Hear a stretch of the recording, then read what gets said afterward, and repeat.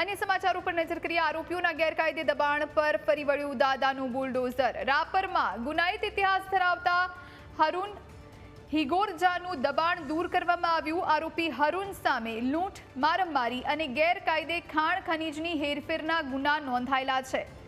આડેસરના એકલવાંઢ પાસે સોઢ કેમ્પ વિસ્તારમાં આ દબાણ દૂર કરવામાં આવ્યું।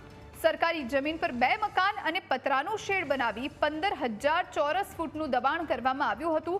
સહારા હોટેલનું બાંધકામ 10,000 ચોરસ ફૂટમાં કરવામાં આવ્યું હતું। કુલ 25,000 ચોરસ ફૂટ પરથી દબાણ દૂર કરવામાં આવ્યું છે।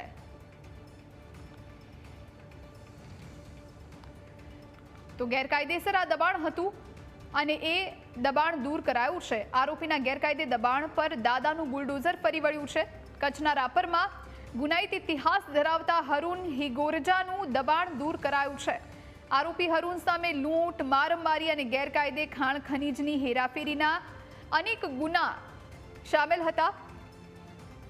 આપ આ દ્રશ્યો પણ જોઈ રહ્યા છો।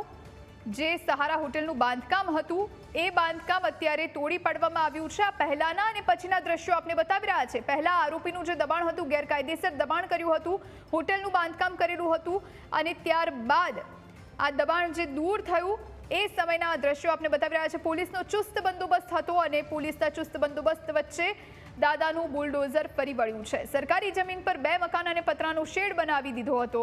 15,000 ચોરસ ફૂટનું દબાણ કર્યું હતું અને સહારા હોટેલનું બાંધકામ કરવામાં આવ્યું હતું જે 10,000 ચોરસ ફૂટમાં હતું।